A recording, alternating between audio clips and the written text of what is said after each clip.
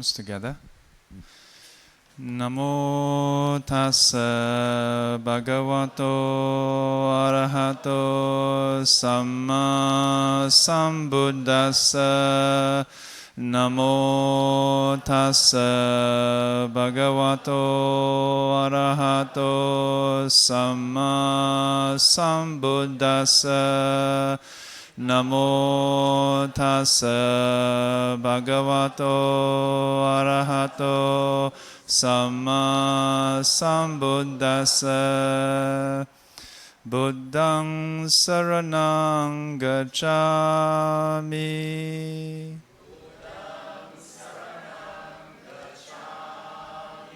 Dhammang saranang gacchami.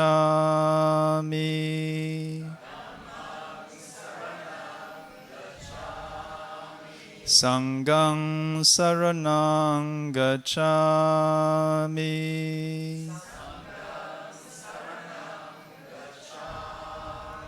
Dutiyampi buddhang saranang gacchami.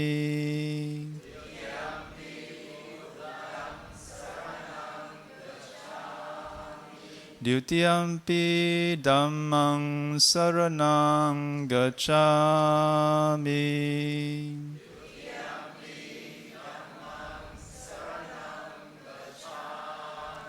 Dutiyampi sanghang saranang gacchami.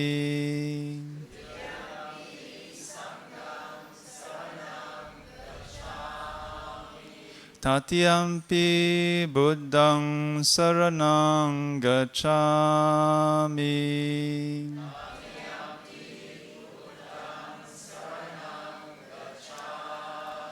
Tatiyampi dhammang saranang gacchami.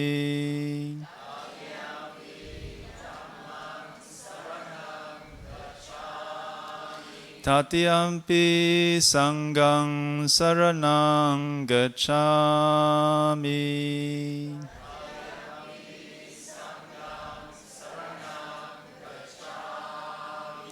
Panchasila, the 5 precepts. Repeat after me.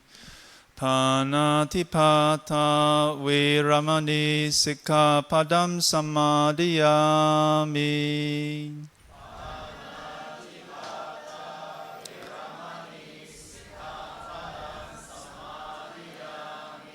I undertake the precept. I undertake the precept to abstain from killing. Adinna dana viramani sikkhapadam samadhiyami.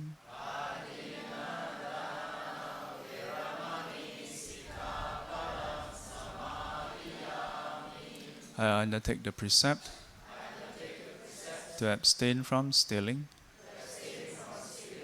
Kamesu miccachara viramani sikkhapadam samadhiyami.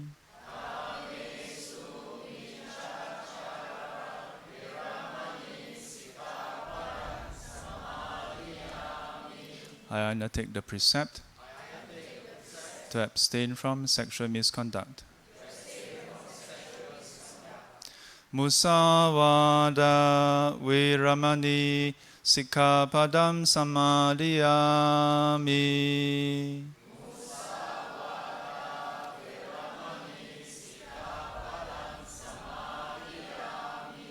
I undertake the precept to abstain from lying. Sura meraya majapama datana viramani sikkhapadam samadhiyami.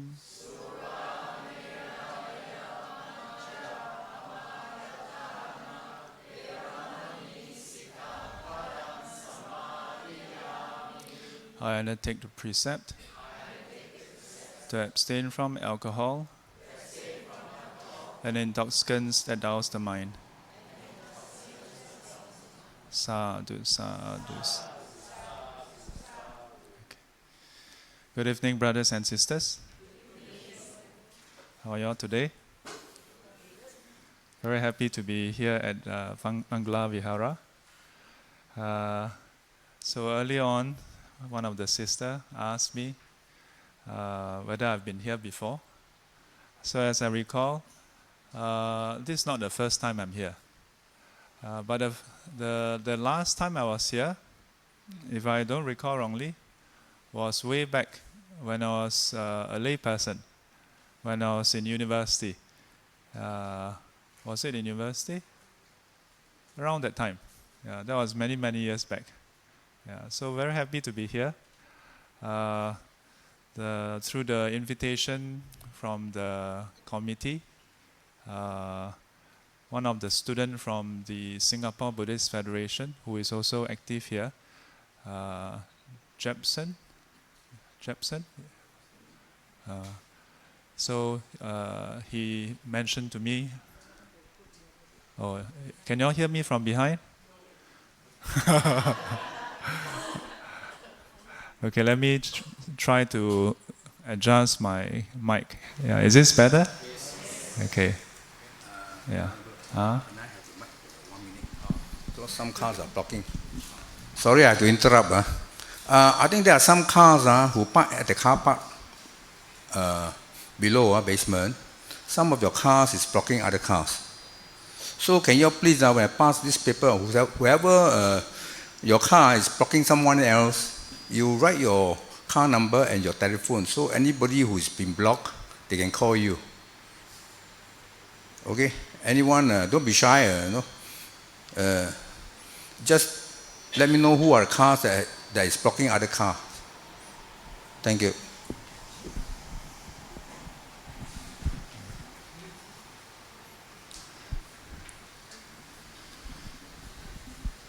So that was some months back when Jepson gave me the invite, and here we are. In fact, I think it was maybe half a year ago. Yeah, because now it's already April. It was shortly after the BPC. There was the conference. Yeah, were you all at the conference? How many of you? Yeah, the symposium. How many of you were at that symposium? A handful of you. Yeah. So today is a rerun actually. Yeah. But I was a bit hesitant because I wonder whether most of you have seen the slides. Yeah. I was told that the team would like me to do a rerun of the sharing I gave on that day. So, but I was a bit apprehensive because I was thinking, would you all be okay with a rerun? Were you all at the symposium? How many of you have not seen these slides before?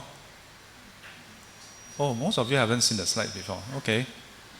Okay, so this is actually from the symposium. Yeah. So try to imagine yourself at a symposium, okay? Yeah.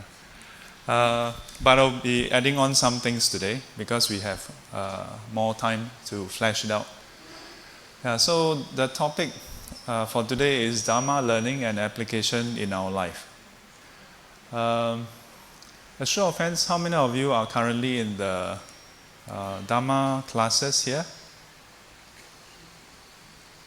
Okay. And how many of you would say that you have been learning Dhamma for many years?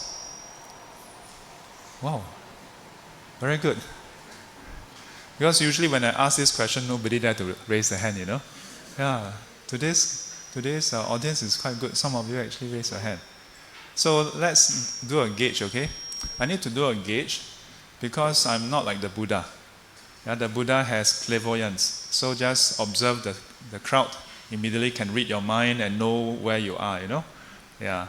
So how many of you have been a Buddhist and have been learning Dhamma for the past maybe 5 years? Yeah, 5 years and below. 5 years and below. Okay. 5 to 10 years. 10 to 20 years. 20 plus years. Wow. I see. Yeah. So, before we go into this topic, it's important to know perhaps why this topic is relevant. Yeah. If we have been a Buddhist for a number of years, is there a difference? Yeah. I want you all to just think about this question. Yeah. Is there a difference in my life from the point when I was not a Buddhist to the point when I'm a Buddhist until today? Yeah. Is there a difference? What kind of difference is there? Yeah. So this is the difference that we want to look at. Okay. So I'm sure there's a difference. But I want today to be something that you don't just listen, laugh, and then go back and forget about it. Yeah. So I want you to take out a piece of paper. Yeah. You can use your handphone also. Yeah, the one talk that you are encouraged to take out your handphone. And I want you to write down 3 things that bug you. Yeah. What are 3 things that sort of ruffle your day? Yeah. Like let's say today is Monday. Yeah. Everything is going fine.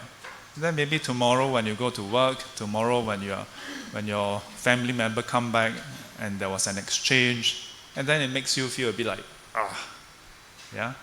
It may be something very important, something big, yeah. Maybe the response is big, or maybe the response is small. Okay? Yeah, doesn't matter. But I want you to just very quickly run through and think about the past maybe 3 weeks or 4 weeks. Yeah? And just write down 3 things that has gotten to you. Okay? Yeah, and then you just write down in point form the circumstances perhaps. Yeah? Was it at home? Was it at work? Yeah, was it with your friends, your family, or your colleagues? And then what was the matter itself? Yeah? And lastly, what was your response to it? What was your response to it? Okay, I'll give you all some time, and then you all can write that down.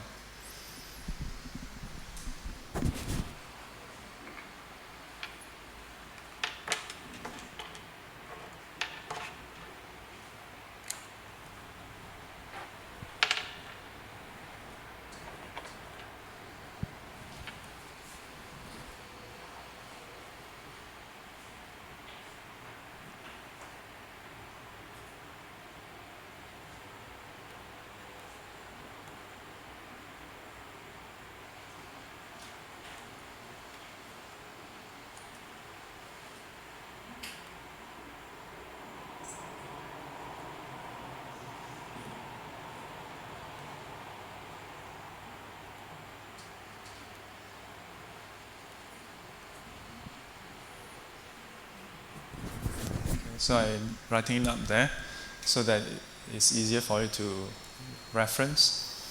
So 3 things that get to us in the past maybe 3 to 4 weeks.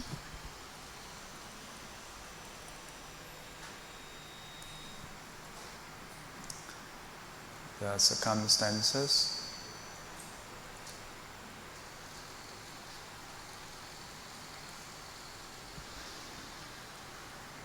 and then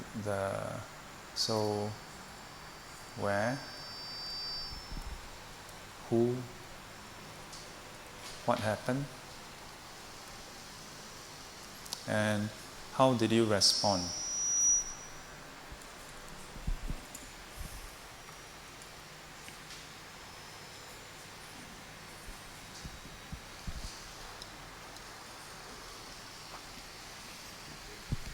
Okay? Okay, I'll give you 1 more minute. This place is very good. There's a clock up there, so I can see the time going past. You know, the Buddha keep on reminding the monks, right? Yeah. sabbe sankara anicchati. That all formations are impermanent. That's the time going past. Okay, 5 more seconds. I was thinking maybe we could lower the volume a bit. I will just like bring the mic closer to my mouth. Yeah, otherwise there's a lot of feedback.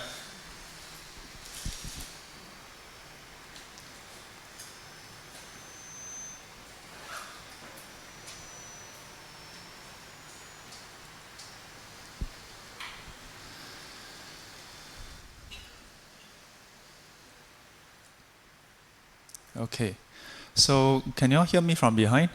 Is this okay? Okay, so I will just keep it very close. So I hope you all have written down, because many times when we go for classes, we attend talks, we feel inspired. Yeah, but many places, whenever they invite venerables to give talks, we often ask, Shifu, Bante, Venerable, can you all help us, illustrate how we can apply the Dhamma in our life? You see, the thing is, no matter how many examples the Venerable were to give, we cannot possibly cover all cases. Yeah. And even if we manage to cover all the cases for everyone here, tomorrow you might encounter something new. Yeah. So what better way to perhaps get all of us to do an introspection? Yeah. So this is an exercise that I gave to students in many classes. Yeah, at the start of the series, whether it's a one-day talk or a series of classes, I will ask them to do this exercise. And over the course of the classes, to ask them to repeatedly come back to these 3 things. Yeah? To come back to these 3 things for what? To come back to it and to ask ourselves this question: the topic that we have learned today, how does that apply to my problem? Yeah? No point telling you about first jhana, second jhana, third jhana, fourth jhana. Yeah? If the current situation you are facing is not about whether you can get jhana or not. Yeah? If currently your schedule is so busy, so tight, you don't even have time to do 1 minute of meditation, then what for tell you about jhana? Yeah?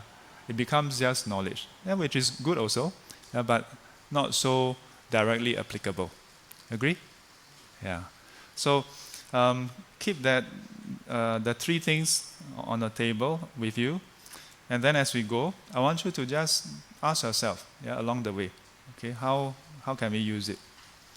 So you notice that I wrote down a couple of things like the circumstances, where, who, what, how. Yeah. So the topic, when I covered this at the symposium, I used the standard essay writing formula. Yeah. In secondary school, when we formally learn how to write an essay, the 5 W and 1 H: who, what, when, where, why, how. Yeah. Are you all familiar with this? Yeah. All Singaporeans should be quite familiar. This is a standard model. Yeah. So we're going to look at the who, what, why, when, where, why, how about the Dhamma. Okay? So first of all, I'm going to go into the why. Yeah, I will go into the why first. Although the usual template starts off with who, and then what, when, where, and so on, the why is very important. Yeah, the why is very important. Why is it important? Why is the why important? Do you all know? Huh? Why is the why important? It's the cause. Yeah, it gives us the cause, the reasons, the justification. Yeah, why? Yeah. Oftentimes we start off something considering more on the how, considering more on the what than the why. Yeah. Many times when we are in the discussion with others, When the reply is no, the person will usually say, oh, we can't do this because it's too expensive. Yeah? We tell our children, you cannot buy this because it's too expensive. Yeah? We tell our children, you cannot buy this because mommy or daddy, the money belongs to mommy, daddy. Yeah? I decide can or cannot. Yeah? But we sometimes forget to touch on the why. Why cannot? Yeah? Do your children ask you why cannot? How many of you have children? Oh, but maybe your children is already very old, huh? Yeah. Maybe your children, well, when I say your children is very old, then you all feel a bit hurt, huh? 师父, if my children is very old, then I'm lucky old, huh? Yeah. Maybe your children is already an adult. Maybe your children already have children. Yeah. Maybe you already have grandchildren. And then you ask yourself, what do we say to our grandchildren? So, the why. Why did the Buddha teach? Yeah, there are many whys we can ask. Yeah? Why did the Buddha teach? If we consider the life of the Buddha, because this is the part of the BPC, so I'm sure you all went through the life of the Buddha. Are you all familiar with the life of the Buddha? Of course. I think some of you are also teaching at the Dhamma classes. So as you recall, where was the Buddha born? Huh? Where? What? Singapore? Where? Where was he born? Lumbini. Yeah. Where is Lumbini today? Nepal. Yeah. So sometimes online you can hear people have a discussion on whether he was an Indian prince or was he a Nepalese prince. Yeah. Was he a Nepalese prince or Indian prince? Yeah. Actually, back then there was no Nepal. Back then there was no India also. Yeah. Back then there was 16 states. Yeah. From the suttas in the Nikayas, we can see the description of the 16 states. Yeah. We have Vaisali, we have Kosala, we have many of the big major cities, and states, Magadha. Yeah. The Buddha was born in Lumbini. Yeah. His father's what you call that? The home state is Kapilavastu, the capital. And then we know that he was born into this family, in a way like royalty. So then why did the Buddha teach? At the first place, we have to go back to why he left the home. Now, as we explore this, you may wonder, why must we know why the Buddha teach? 师父, why don't you just tell me how to practice? Tell me how to observe the precepts. Just now when you all recited the Panchasila, you all know, right? That's the 5 precepts. Sometimes when we come into Buddhism, we go straight into the practice.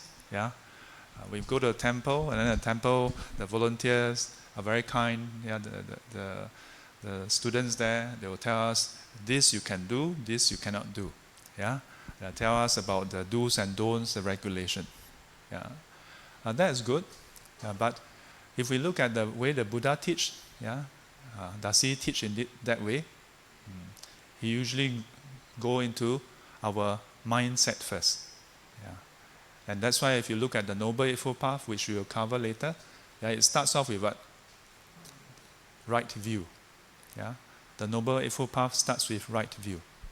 Many times when the Buddha encounter individuals, he don't go straight into the precepts. He actually talk to them in a way like having a chit-chat, Many of the suttas, if you look at it, it's just chit-chat. The individuals come to see the Buddha, talk to the Buddha, then the Buddha just talk to them. And in the process, the person discovers something about themselves, something about their questions that they have. In a way, you can say that is the reason why the Buddha teach, to answer people's question. But why answer people's question? Ultimately, is to help them relieve themselves of suffering, whether it's short-term suffering or long-term suffering. Yeah? So it is out of compassion. If we look at the suttas, the Buddha left the palace out of compassion.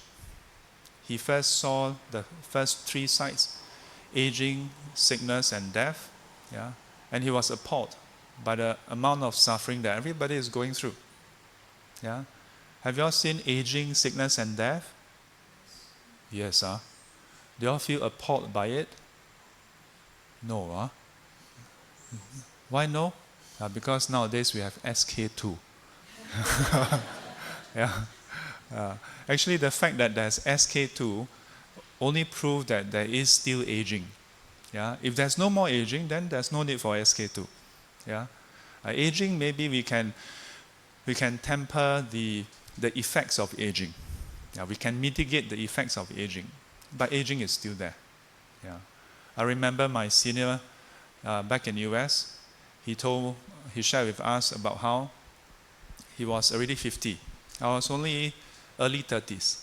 And so he told me, regardless of whatever amazing food is being prepared, to him not much difference.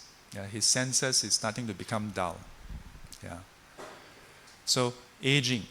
The Buddha was young when he first saw that. Yeah, and it was such a shock for him. Yeah. When we learn about this part of the Buddha's life, we can ask ourselves, so what? Sometimes when we learn about this part of the Buddha's life, it becomes like just storytale, yeah. Like one more month later, yeah, Vesak Day is coming. Then all over Singapore, in all the temples, life of the Buddha. Yeah, we dig out all the VCD, DVD, yeah, to play, yeah. And then all the Sunday school, Dhamma kids, Dhamma class, all the children will perform life of the Buddha. Yeah, every year the Buddha is born again. Yeah. For what purpose? Actually, to remind us of something very important. Yeah. When we see the four sights, it's actually a reminder, yeah, to ourselves. Although we see it so often, does it impact us? And then we compare ourselves with the Buddha. For the Buddha just see it once. Enough. Yeah? One time, shock. Maybe that's the problem, We see it every day. Yeah? As a result, we just become numb to it. Yeah, we become oblivious to it, Yeah. But good to serve as a reminder. Aging, sickness, and death. Yeah. Then he saw the fourth sight, he saw an ascetic, and it inspired him. That was not a Buddhist monk, because there was no Buddha yet. Yeah, he's going to become the Buddha, there's no Buddha yet. So that was just another ascetic among the different practitioners in India back in those days. There was two main groups, the Brahmins and the ascetics, yeah, the Samanas, Pabaja. So they would practice away from home, yeah, live in the forest, in the countryside, yeah, in the charnel ground, under the tree, anywhere that is available to them. He saw that, and it inspired him to take the first step. Yeah. Do we have this opportunity to see this? In many ways, we live the life like Prince Siddhartha, Yeah. Everywhere we go, when we my favorite example is SQ. SQ? When you take SQ flight, when you go into the plane, you're like Prince Siddhartha. Yeah? All the air stewardess are all young, yeah, all doll up, men and women, all perfect. Yeah? Ever seen any old air stewardess before? SQ seldom. Yeah, very few. Yeah? I think I've never encountered before. If you take United Airlines, very common. Yeah. So in many ways in Singapore, we are treated like Prince Siddhartha, Even our houses. Yeah, Singapore, the building code, every 5 or 10 years, you must, what must you do? You must do painting. Yeah. So we are constantly renewing the facade to hide it from us, Yeah. So in many ways, Singaporeans or anyone who is in Singapore, we are living our life like Prince Siddhartha. Yeah. So once in a while, good to remind ourselves, yeah, the reality of life. And if we were to see it, then perhaps it may evoke that sense of renunciation as it did for the Buddha. But for the Buddha, it was not simply renunciation. Yeah, because if we look at the sutta, the exchange between Prince Siddhartha and Chanda, yeah, his attendant, it was not simply about him suffering. Yeah, there was the question, you mean you will grow old, fall sick and die as well? You mean our parents, or everybody in the town, in the city? Yeah, he was concerned about everybody else as well. Yeah, so one could perhaps say that when the Buddha saw that suffering, there was that sense of renunciation. But ultimately, it was out of compassion for not just for himself, but for everybody around him. Yeah, and then he took the step. Yeah. So if we ask ourselves this question, why did the Buddha teach? We can say it is out of compassion. But even more importantly, we should ask ourselves the next question. Why do we learn the Dhamma? The Buddha teach so that we can be relieved of suffering. Do we learn Dhamma to relieve ourselves of suffering? Yes. How many of you say yes? Okay, you all say one. Yeah. Then it makes sense why I asked you to do the exercise earlier. Yeah. Write down your suffering. Yeah.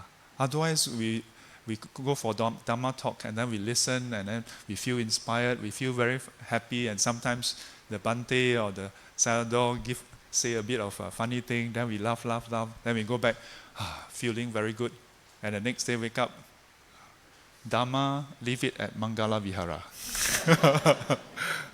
Don't leave Dhamma in Mangala Vihara. Bante have a lot of Dhamma already. Yeah, bring it home. Okay, bring it home. Yeah, so why do we learn Dhamma? We learn Dhamma so that, number one, to benefit ourselves, to reduce, minimally, to reduce our own suffering. Yeah, but to reduce our own suffering, we must first learn to recognize that we are suffering. In the years since I came back from US, I learned some things. One of the key things I learned was do not tell a fat person to slim down if the fat person does not think he's fat. You understand? When I was newly ordained, I was so excited, Yeah. So I was in US, spent about 3 to 4 years there, and whenever some of the Americans come up to the monastery, I was tasked to attend to them, because the rest were either from Taiwan or from China, and so language was a barrier. So, given that I was to attend to them, I found myself so excited, ready to share Dhamma, Yeah, I want to share with them everything I know, which wasn't much really, back then when I think about it. And over the years, some years later I came back again. I was so excited. I want to just tell people about the Dhamma. So when my mom brought some of her friends to see me, before they can tell me their problem, I have the solution for them. Yeah, that was how I was when I first came back to Singapore. And then over the years, I realized something. Yeah, I realized that I need to change my attitude. Yeah, I need to first understand what they are suffering over, whether there is suffering, and to begin with, to know whether they know that they are suffering, whether they recognize that they are suffering. Yeah, because my earlier attempts, to just drown them with Dhamma, like, you know what, enough. Let me just tell you how you can be enlightened next Wednesday. Yeah, but it doesn't work that way. Yeah, the person at hand must recognize must first recognize that there's something that they want to change. Yeah. So ask yourself, of the three things, what is the number one thing you want to change? Yeah. From the three things that afflict us, which of them can be changed? How can it be changed? Yeah. When we learn Dhamma, it's about change, Yeah. It's really about changing. Yeah. We need to recognize that there's a difference between ourselves and the Arahants. Yeah. That Arahants have no defilements. Yeah. They have no wrong views. Sakkaya Ditthi. We still have Sakkaya Ditthi. Yeah. Don't tell ourselves, oh, I have learned Dhamma talks already. I've attended a lot of Dhamma talks. I've read through the Tipitaka, so I know what is Sakkaya Ditthi. Yeah, so I shouldn't have Sakkaya Ditthi. Don't be so quick to say that. Yeah, observe ourselves. Yeah, and then once we have identified, then we can maybe make some changes. So,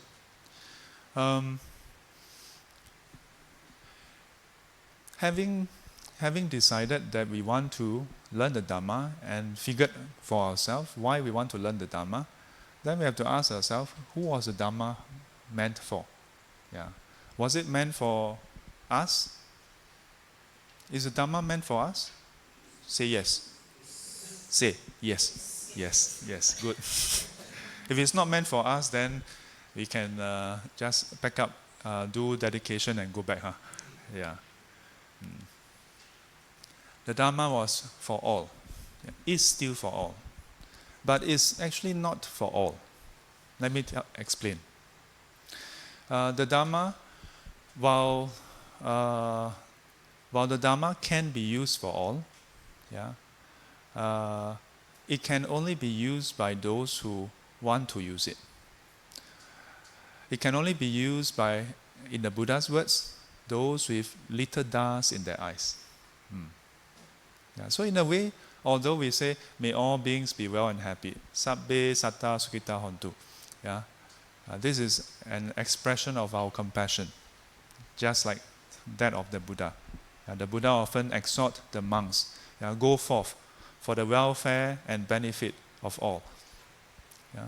But does it mean that everybody can benefit from it? It depends. Not necessarily. The Buddha mentioned those who have committed 5 heinous deeds, those who have committed patricide, matricide, killed an arhat, harmed a Buddha, break up a sangha in concord. Such an individual in this lifetime is impeded by his own karma, so is unable to have any progress as far as the Dhamma is concerned. And in the next life will be born in avicii hell. So we know that for such an individual, cannot really progress.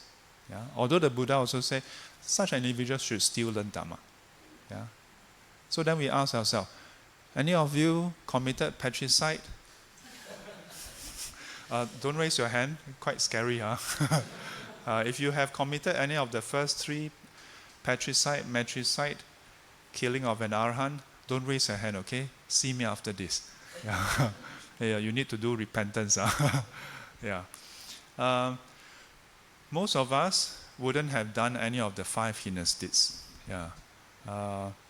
So as a start, then we are free of this first initial obstacle. But we need to prepare ourselves to make sure that we are able to really absorb the Dhamma. We are born as a human being. That fulfills one of the key conditions. The Buddha has arisen.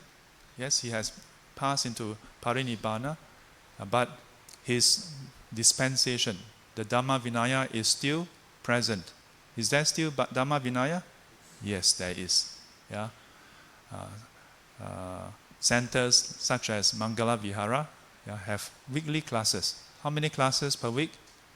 Many, Just now when I was coming up, I heard the melodious chanting, the puja on the ground floor. Oh, so beautiful. And for a while I thought, oh, I'm late for the puja. Yeah. Centers such as Mangala Vihara, yeah, houses the Dhamma. Yeah. In Singapore, there are so many of such centers. So we can be said to be born in a place that is doused with the Dhamma. Unless you choose not to visit such centers. If you choose not to visit, then who can help you, right? So you are born as a human being, born in a country with Dhamma flourishing. In Singapore, you can pick and choose, Yeah? You have access to so many different traditions. Theravadan tradition, Mahana tradition. You want Sri Lanka, you have Sri Lanka. You want Thai, you have Thai. You want Myanmar, you have Myanmar. Now Cambodia is in Singapore also. Yeah? You have so many different schools, yeah? So many different lineages. Yeah. But as far as ourselves is concerned, we need to put in that effort. How many of you attend Dhamma classes or talks at least once a week? Oh, not bad. How about the rest? 3 times a week? Yeah, some of you, once a week. Oh, 师父, I attend twice, sometimes 3 times. Yeah. Some students tell me, but 师父, very busy leh. Yeah. Once a week, too frequent. If you think about it, how many hours are there per day? 24 hours. Our wakeful hours is 16, about 16, thereabout. 16 to 18, depending on how many hours you devote to sleeping. Yeah. So if you consider 16, and you attend a 2-hour Dhamma class a week, okay? So it's 2 out of 16, and then multiply by what?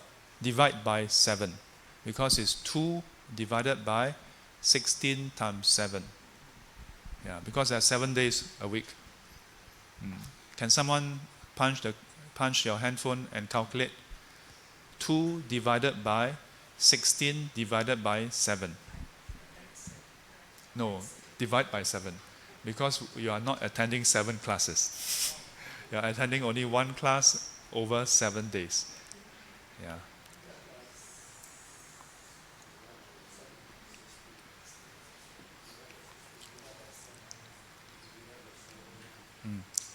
Then multiply by 100, then you get a percentage.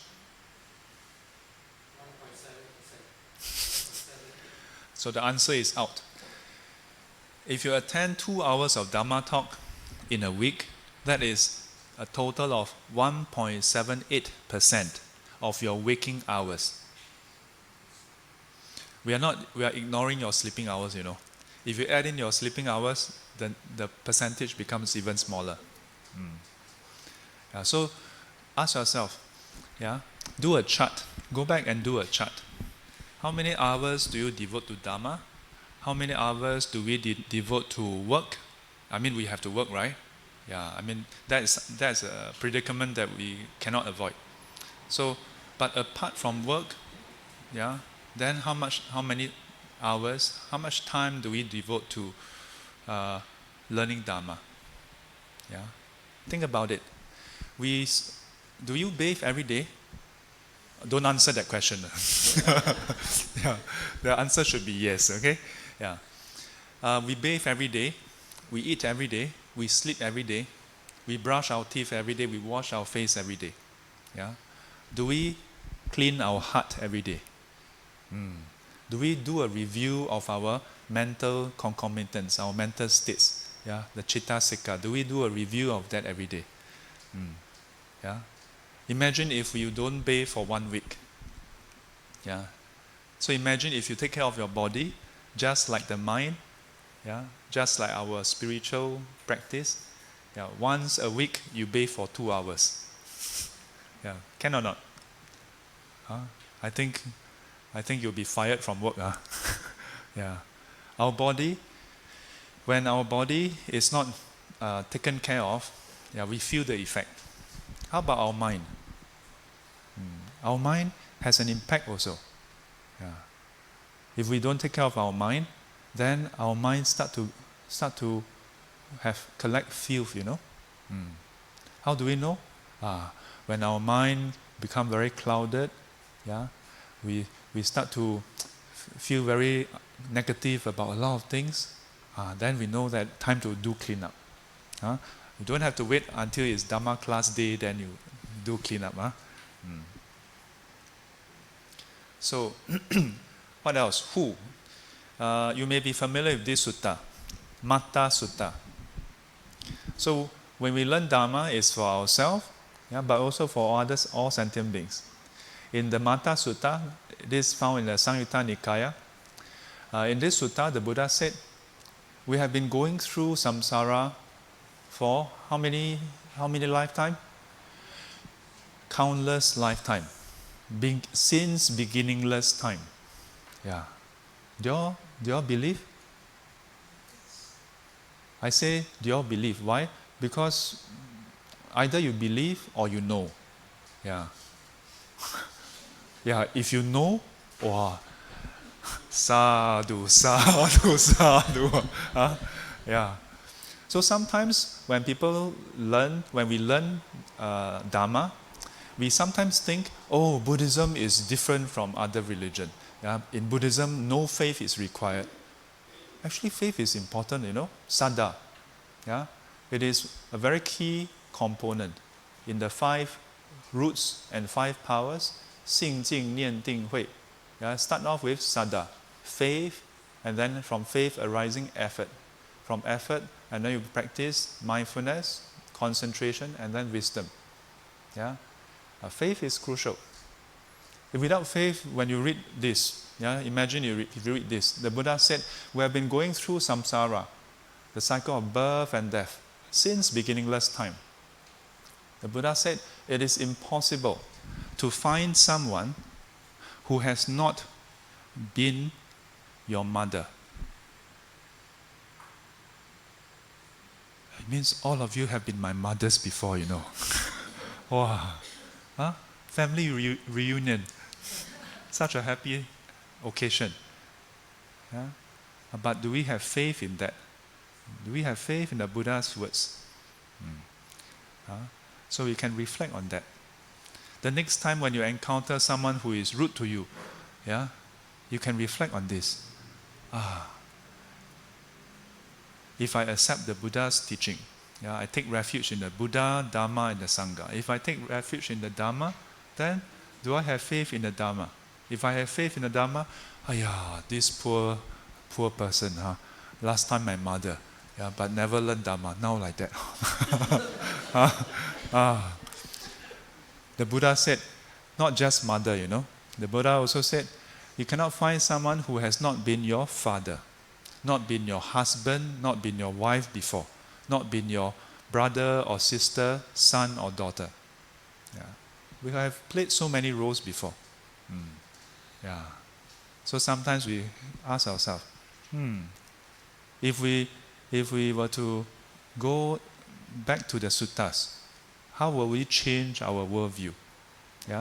Maybe we may be more forgiving, more understanding, more appreciative. So what? Now we look at the what. The what here is, of course, the Dhamma. And the Dhamma is the way to happiness. Sometimes when we look at the Buddhist text, then sometimes we may feel that the Dhamma is a bit pessimistic. The first noble truth. What is the first noble truth? Suffering. Second noble truth? Cause of still suffering. Cause of suffering. Third noble truth? Finally some good news. Cessation of suffering. And fourth noble truth? The path leading to the cessation of suffering. Luckily there's the third and the fourth noble truth. If the Buddha give the first and second noble truth, and then someone's phone then interrupted, jialat. Luckily in the Buddha's time there was no handphone. So the Dhamma, We can say that it's the way to happiness. Yeah. But our usual idea of happiness sometimes make us think that happiness is out there. Yeah. Happiness is out there, and we can pursue that happiness out there. Sometimes in society, in school, yeah, we are brought up with this mindset. If we get this, then we can be happy. If we get that, then we can be happy. Yeah, isn't it? Yeah. If you get 1 star, are you happy? You are all grown up, yeah, all adults, not interested in star anymore. Yeah. What if Sifu give you a star? Huh? If Sifu give you a homework, then later on you all come to the front, and then I draw a star there. Very good. Yeah, very good. Yes, keep it up. Yeah. Wow. Then you bring back home. Yeah. Then some of you, and if I give 1 star to all of you are happy. If I give some of you 1 star and some of you 2 star, jialat. Wow, you start to have comparison, you know. Actually, star doesn't mean anything to you, isn't it? Yeah, at this age, who cares about a star? But let me assure you, if I give some of you 1 star and some of you 2 star, and a handful of you 3 star, after that, chaos. Yeah, tonight some of you cannot sleep. Yeah, in your chat group, you all will be texting each other. How many stars do you get? Yeah. This is the nature of our suffering, you know. Yeah. Because we have been conditioned in this way. Yeah. We are so used to this habitual tendency to compare. Yeah. What we have versus what people have. Yeah. And then we try to have more. So the way to happiness in Buddhism is quite different. It's quite different. The Buddha, in his teachings for 45 years, covered many different aspects. We can say that there are 3 main aspects. Are you all familiar with Venerable Bhikkhu Bodhi? Yeah, he's a very senior Mahathera. He has translated many of the Pali canon, yeah, to English as well. Yeah. So in one of the book, he, in a way, organized the Nikayas into an anthology, and then he identified three different categories. Yeah. The category that we are most familiar with is the supreme happiness, yeah, nibbana, complete cessation of suffering, isn't it? Yeah. But in many suttas, the Buddha also shared with individuals happiness in the present life, happiness in the here and now. Yeah. As a lay person, how many of you are ready to attain? This is very important. Listen carefully, okay? I must sit up. How many of you are ready to attain Arahanthood next Wednesday, 4 p.m.? Don't be too early, okay? How many of you are ready? Is it nobody is ready? Huh? Sure. Are you serious? Like if you say yes, maybe it can happen, you know? Huh? None of you are ready to attain Arahanthood next Wednesday? How about 5 p.m.? See? Actually, you are not different from people in the Buddha's time. Yeah? When we read the suttas, many times it talk about the great Arahants. Venerable Sariputra, Venerable Mahamoggallana, Venerable Mahakashapa, Venerable Mahakachayana. Wow, all the great disciples. Yeah? Venerable Ananda with his perfect memory. Yeah? Wow, we feel so inspired. But sometimes because they are so great, we feel a bit distant. But the good news is, if you go through the Nikayas, you find that not all the disciples are like that. Yeah? There are also lay disciples to whom the Buddha teach them how to have a meaningful life in the present vocation. Yeah? Because the Buddha didn't just ordain everybody. Yeah? A good number of his disciples are actually lay people. So the Buddha gave teachings to guide people so that they can live a meaningful life, whether you are a lay person or a monastic. If we look at most suttas, you may wonder, but Shifu, most suttas starts off with old monks. Yeah, most of the suttas are directed towards monks. Huh? Correct or not? Yeah, we may look at the suttas and then later on ask Shifu, hey, you say that the Buddha gave teachings for us, but majority of the teachings are all for monks and nuns. Yeah, not for us, right? What is the meaning of bhikshu or bhikkhu? What is the meaning of bhikkhu? Huh? Sorry?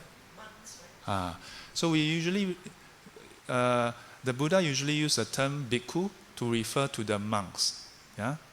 The word bhikkhu has three meanings. Yeah? A lot of the Pali terms actually have multiple meaning. The word bhikkhu, the first meaning is one who lives on alms, yeah, then alms eater. So my teacher explained there are two kinds of alms eater. The first kind is those who is an alms eater as far as material food is concerned. Yeah, so that includes anyone who go on the street and receive alms, but may not be a Buddha's disciple. So my teacher highlighted a second category is those who don't just subsist on the alms, but also receive Dhamma. So the alms food comes from lay people like you all. The Dhamma comes from the Buddha. That makes the monks, the ascetics, a bhikkhu. Yeah. Think about it. Anyone can take a bowl, stand at the MRT station, right? Correct or not? Anyone can take a bowl, go to hawker center. Singapore is, you just take a bowl, people start throwing things inside, Yeah. Does it make the person a bhikkhu? No. Yeah. If you just receive material food, that's just half of it. Yeah. To be a bhikkhu in the Buddhist tradition, then you must also receive Dhamma. Yeah. Otherwise, in Chinese we say 混口饭吃, just making a living. No. Yeah, you must take care of your material health, but also your spiritual life. Yeah, then it's complete. So that's the first meaning. Second meaning is eradicator of evil. Yeah, eradicator of evil.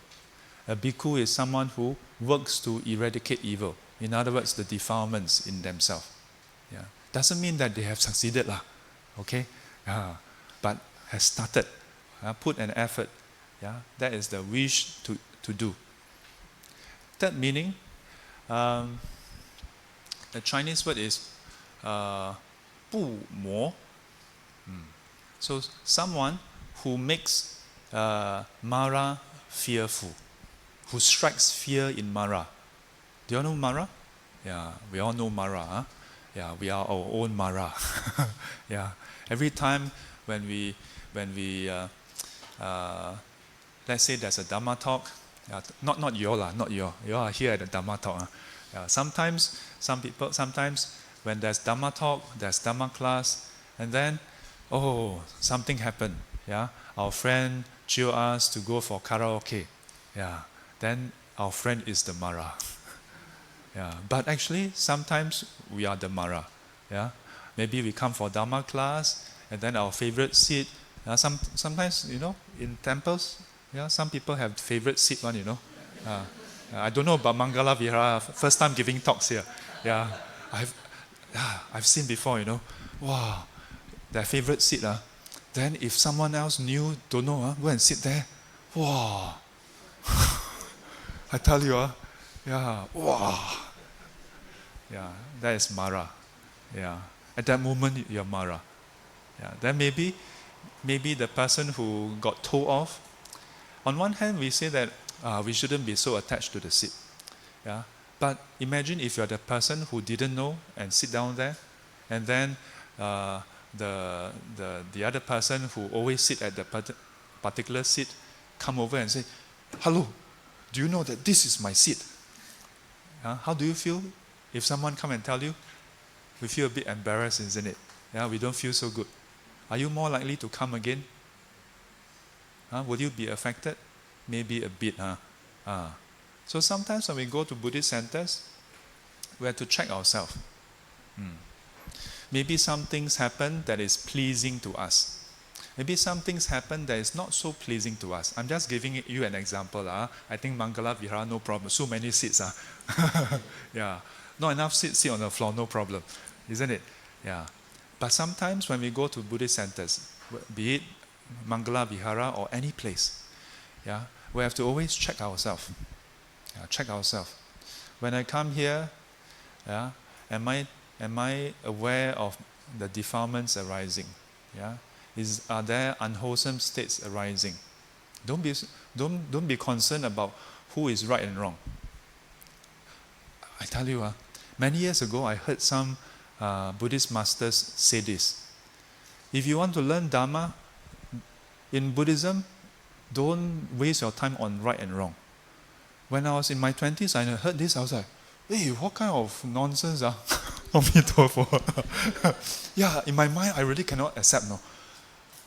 Right and wrong is right and wrong, ma. Law by law, ma. Right means right, wrong means wrong. Correct or not? We sometimes get caught up with this. But over the years, I start to appreciate if you get caught up with who is right and who is wrong, what is right and what is wrong. And I'm not talking about the Dhamma, wholesome, unwholesome. I'm talking about the worldly right and wrong. If you get caught up with that, you really cannot practice. Like if you take the example I gave just now, the person who sat at that seat truly is not at fault, right? And we can perhaps say that the person who came along and said, hey, why are you sitting at my desk, at my chair? We can say that person is wrong, isn't it? So in a worldly sense, we can determine who is right and wrong. But in the Dhamma, whoever gives rise to defilements is wrong. If defilements arise and you still follow your defilements, lagi wrong. Because ultimately, what matters is if you give in to defilements, then you're going to act out of defilements, act out of greed, hatred, and delusion. And that would leave an imprint in you. Karma. And you don't have to wait until next life, If enough defilements arise, then it affects your own learning and practice. And that is what is important. That is what's important. So when we go to Buddhist centers, keep this in mind. Frequently check ourselves. Because sometimes we get so caught up. Then we forget why we come to the center. So happiness in this life. This applies to not just when you come to Mangala Vihara, at home as well. At home, do you all quarrel? Say yes. Yes. Home is the aggregation of defilements. The Chinese verses, they say, 什么是家？烦恼之处。So home. Home is the aggregation of defilements. Hey, Sifu, why do you say that? Next time don't invite you lah. But if you think about it, how does a home, a family start? Starts from defilement, isn't it? Without defilement, you cannot start a family, isn't it? To be very honest with it. But not to criticize or what lah. Correct or not? But from there, then every day, how many of you every day as a family, you all do puja together? Morning 6 o'clock.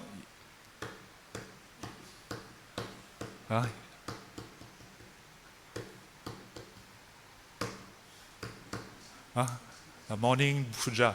Yeah, strike the bell. Dong, dong. And how many of us do that? Yeah, not so much. But Shifu, how can we do that? We stay in HDB flat. We dong, dong, dong, dong, dong. Yeah, we be chased out, Yeah. But even if you don't do that, oftentimes our interaction with one another. Just now I mentioned about coming to the temple, coming to Mangala, Vihara or any centers to always check ourselves. In the same way at home, always check ourselves. When you wake up in the morning, who do you see? Your family members, isn't it? Yeah. For those who are married, you wake up, you see your husband and wife. Yeah. Are you happy with what you see? I saw this internet joke. Don't complain about your spouse. You know why? You chose him or her. Yeah. So when you wake up, be thankful. Yeah. Be thankful for what? Shifu, you don't know what bau I go through, You ask me to be thankful. Yeah. Well, not easy, huh? Correct or not? Family life easy or not? Why don't you join us? Yeah? Join us easier, right? Just join us. Then later, where's Bante? Yeah, later look for Bante. Bante, aham Bante. Ask Bante. Okay, decided after the Dhamma talk, all of us decided want to join you. Yeah. Even at home, when you wake up in the morning, until at night when you close your eyes to sleep, check yourself. If you apply the same principle to your home, maybe a lot of dispute can be avoided, Many times when young couples come to see me, they want to get married, and then they come to see me for blessing, I will advise them this. I tell the guy, look at the girl, have a good look at her. She will change. And then I tell the girl, have a good look at the guy. Take a look, this is what you are marrying. He will not change.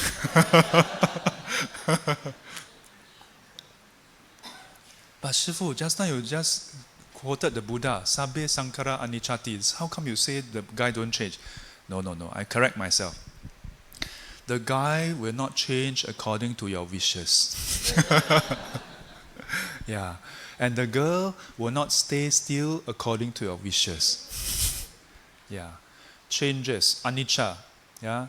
The three universal characteristics. Anicca, dukkha, anatta. This is so part of our teaching. But anicca has this element, not just impermanence, not just change, but change that is not within our control. Not absolute control anyway. Change happens according to conditions. Yes. Not according to our whims and fancy. Occasionally, unfortunately, it coincides with our wishes and give us a false sense of control. But in fact, even when it goes according to our wishes, it's not trying to go according to our wishes. It just so happened to go according to our wishes. The Buddha observed reality. This is how reality is. Reality don't care about how we feel. Reality don't care about how we think. Reality will continue the way it is. Yeah. So every day when we wake up at home, check ourselves. Yeah. Are we having the wrong view? When we talk about right view, we usually think about right view in terms of Noble Eightfold Path. We want to practice and attain enlightenment. Yeah. The right view is meant to be used by us to apply into how we look at this world. Yeah. Recently, in the past few years, I've been sharing a very simple concept. Yeah. When we learn about the right view, what must we do? Test drive. Do you know test drive? You go Kaki Bukit, go there, get a car, drive one round, come back, put it back. test drive. When you come to Mangala Vihara, attend Dhamma talk, Dhamma classes, you learn the teachings, what is right view, what is wrong view. You learn all kinds of teachings.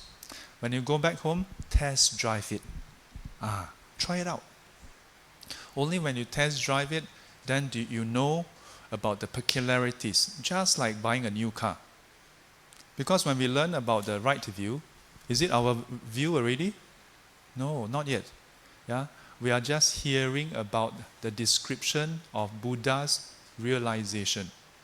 Is it our realization? Not quite yet. Yeah, we only have knowledge of the Buddha's realization, yeah, that we learn as right view. But we must try it out. Yeah? We have to go back and then reflect on it. Then we have an understanding and slowly improve on it. Yeah? So even at home, apply the teachings. Yeah? Apply the teachings. Check ourselves. When something happens, check ourselves. Is there defilements arising? Yeah? Teach you all this magical mantra. Chinese okay or not? Over here, kantang. 随起烦恼随错. Whoever give rise to defilements is wrong. If you keep reminding yourself with this mantra, then no time to quarrel with your husband or wife. Yeah, no time to get angry. Now, bear in mind, just because you don't get angry doesn't mean that you don't do anything about anything. After this talk, go back home, then your kid never do homework, yeah. The children never wash the dishes, and then your husband come back, what happened? Then you look at your husband, no defilements. Are you having defilements? 师父 say, 随起烦恼随错. Yeah, no.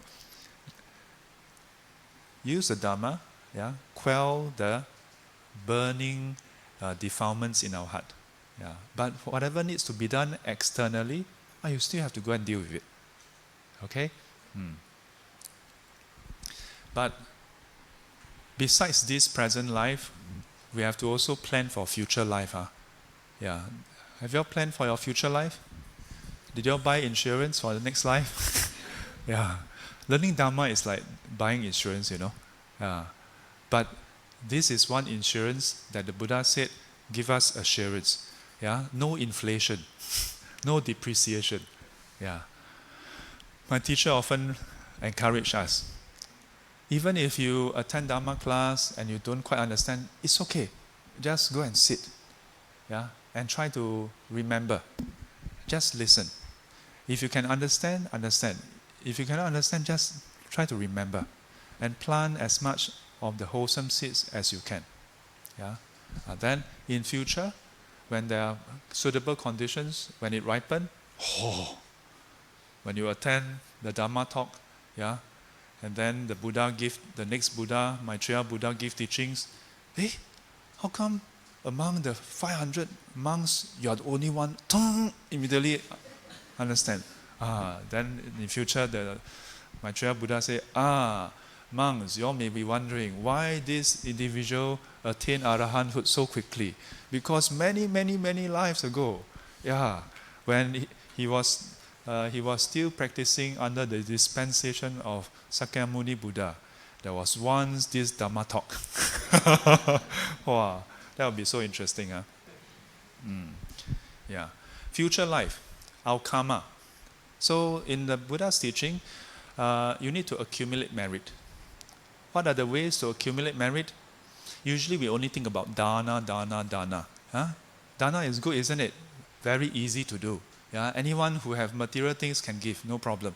But there are three kinds of merits that the Buddha teaches us to cultivate. The first one, dana, don't want to talk about it. All of you are expert, isn't it? Say yes. Yes, expert already. Second type, precepts. Yeah, so dana, sila, and samadhi. Yeah. So the second type is observance of precepts. Mangala Vihara regularly conduct the Atta Sila, 8 precepts, isn't it? Yeah. No response. Huh? Is there 8 precepts here? Retreat? Don't have 8 precepts? There is a meditation course, and then after that there's a one-day retreat. I think they observe the 8 precepts. Well, Bhante is very kind. Yeah. Observe, yeah, you all never ask, so he also don't push you all too hard. Yeah. Bhante maybe out of compassion. Yeah.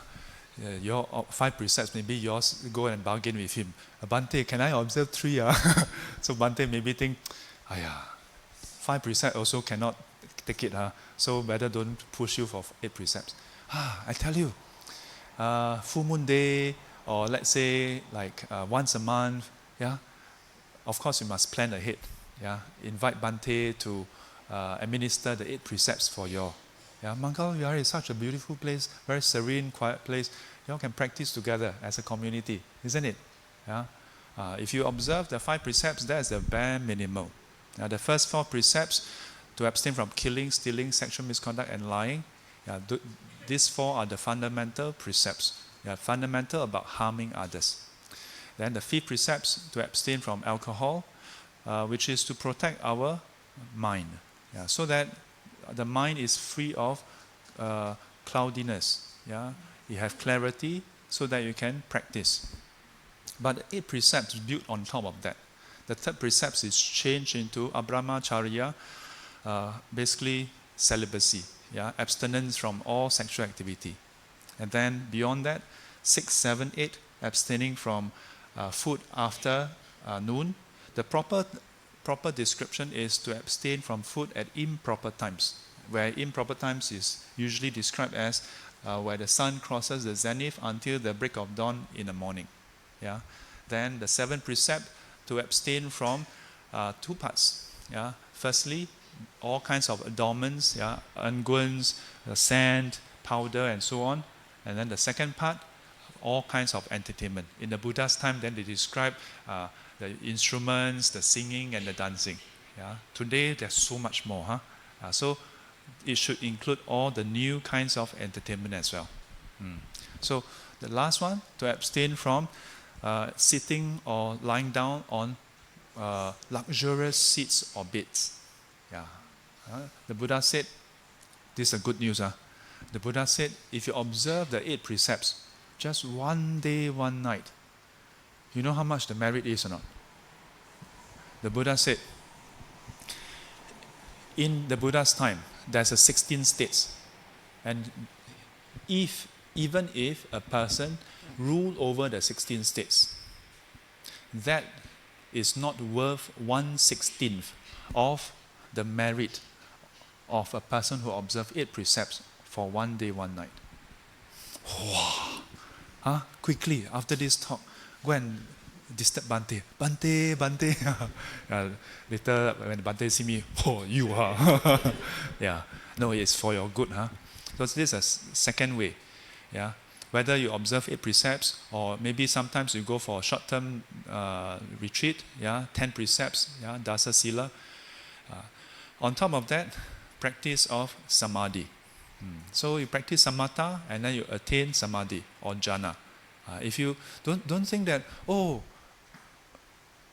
mean there's merit in that? Yes, there's merit. Why is there merit? Because you develop purity of the mind.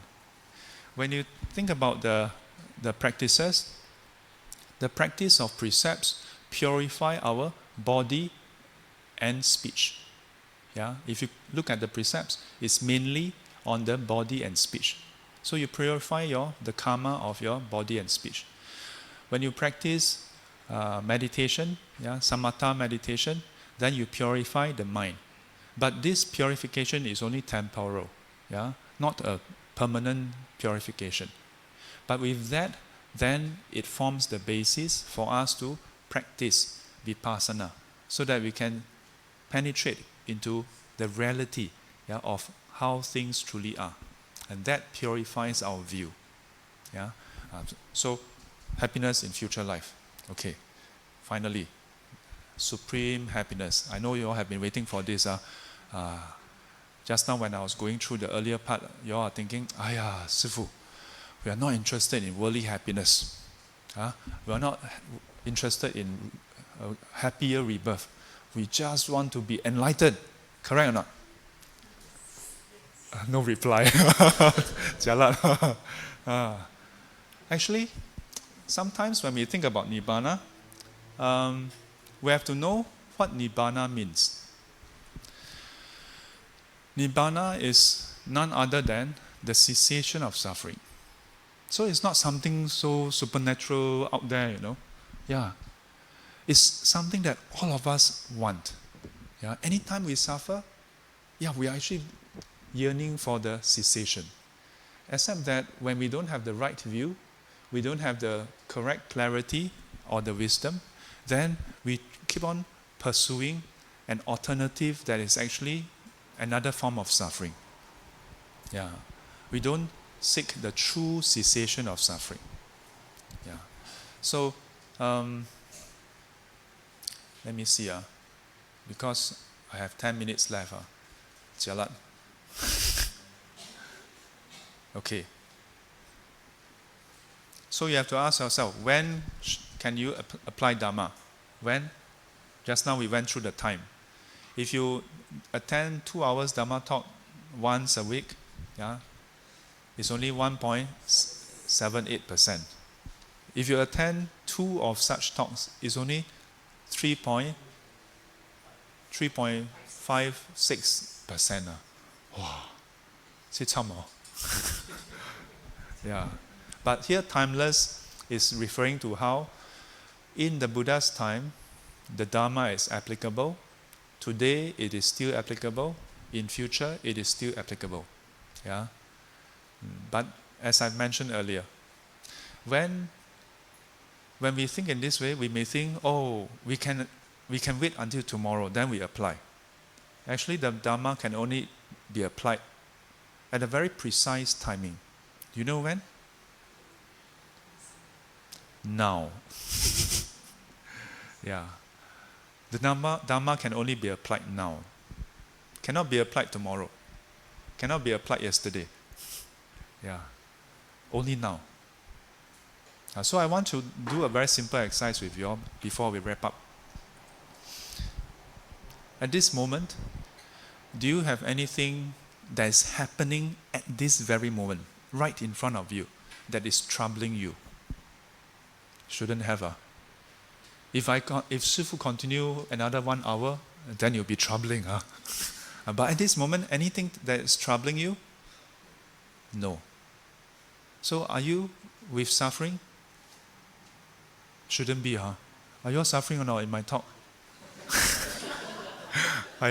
Poor thing. Don't worry. Another 10 minutes Q&A. I know you have burning questions. Yeah. At this moment, I want you to observe your body, and I want you to observe your mental state. Yeah. Sometimes physically, we get so tense up, from the whole day, we are not aware, Yeah. So do a check. Yeah. Do a very simple scan throughout your whole body. Is there any tension, any stress? Yeah. Sometimes we have something on our mind, then we focus too much. Our eyebrows knot up. Sometimes our shoulders tense up. Sometimes our chest tighten. Other times maybe our abdomen is so. So go through the whole body and check. Is there any part that is tense? Relax that part. At this very moment, is there anything that is happening right in front of us that's troubling us? Actually, there's nothing wrong. Yeah? I want you to put your hand on the table in front of you. Yeah? And answer as you deem fit. Is the table hard or soft? How do you know? Yes. Yeah. Don't worry about giving model answer. Just give the answer as it is, okay? Because you can feel it, isn't it? Shifu always asks obvious question. Yeah. Now, is it smooth or rough? Yes, very good. Now you have more confidence. Yeah, you have Saddha. Saddha is not just about Dhamma, about yourself also, you know. You have confidence. Then you can give the answer. Okay, then now you're anticipating my next question. Huh? Is the table warm or cold? Some of you are a bit confused. Yeah, but this is normal because temperature is actually very ambiguous. Yeah, it's relative. Yeah, it depends on how your own body temperature also. Then is the table. So okay, is the table stable or unstable? Now, in this past maybe 30 seconds, when you are observing the table, did you think about your work? Unless you are in furniture business, yeah. Did you think about today is Friday? Do you think about this weekend? Yeah. Oh, today is Monday, Oh, not bad. You are still present, So, do you think about work tomorrow? No. So, if you just think about it, yeah. Once we pay attention, yeah, to the sensation, yeah, to the contact with the table, yeah, and we apply just not much effort, but just some effort to go and observe it. Yeah, what have you observed?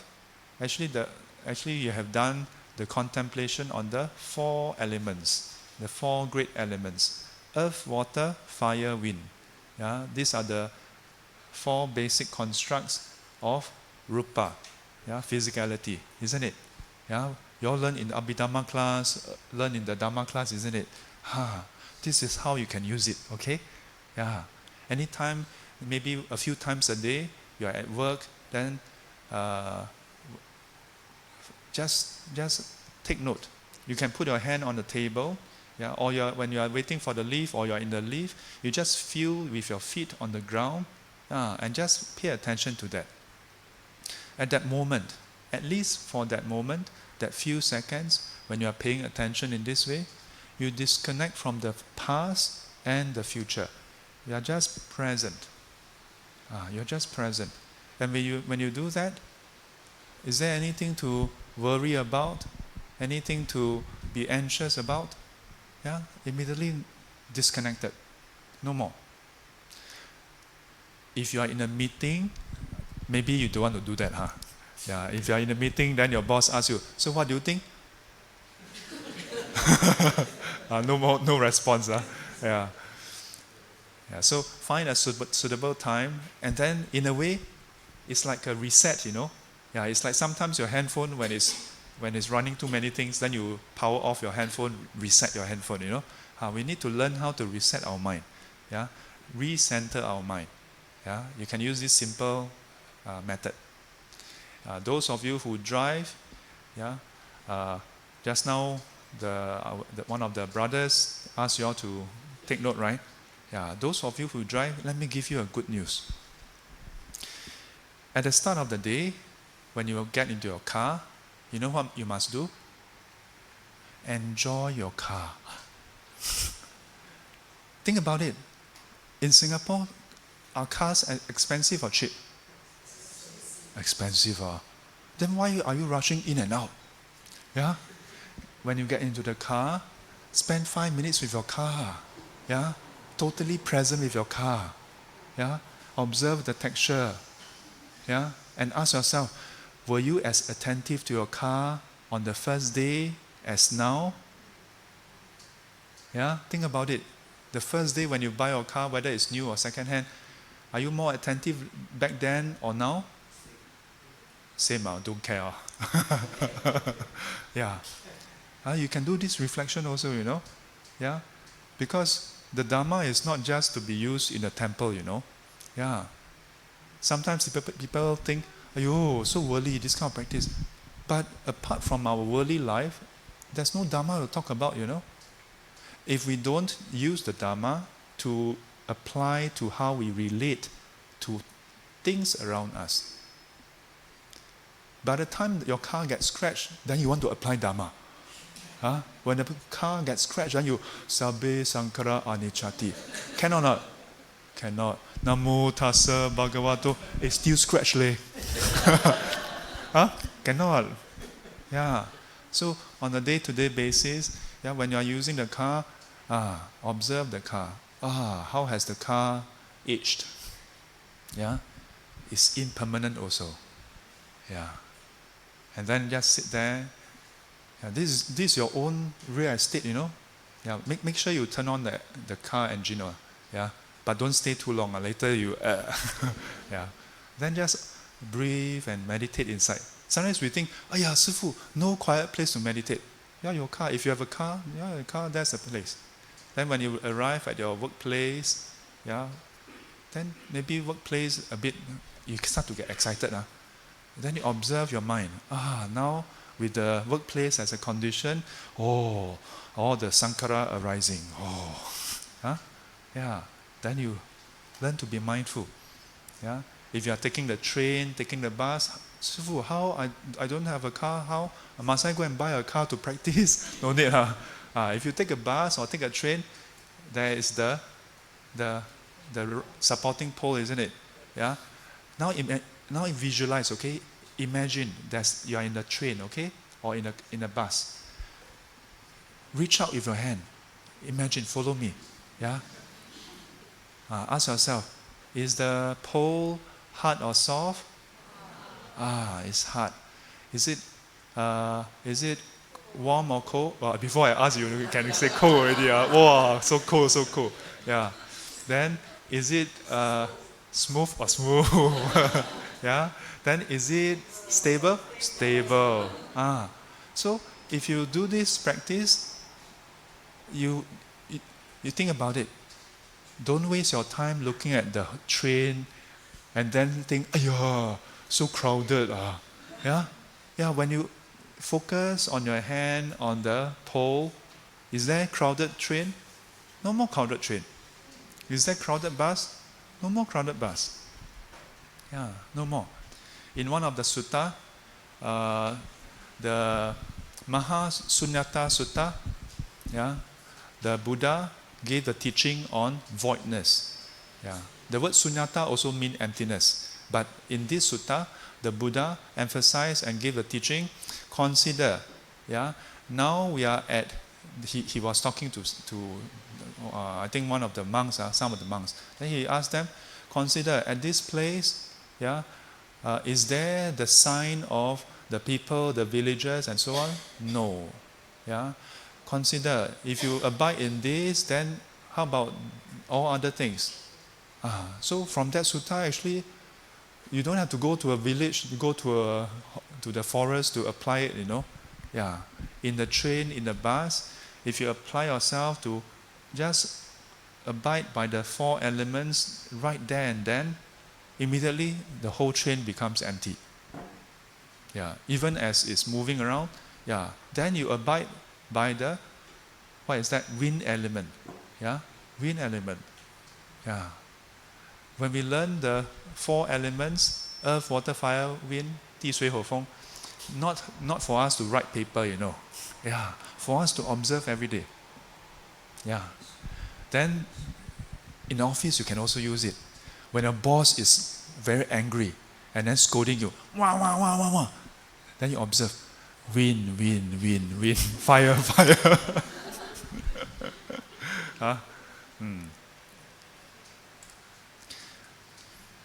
Okay, I think this, let me see.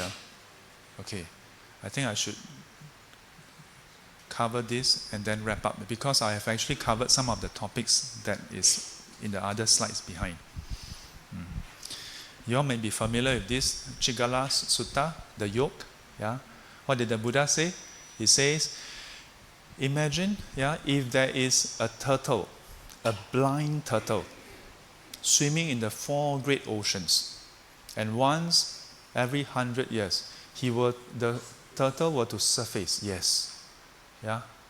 And there's a yoke, like you can imagine those, what is that? The life ring, a float.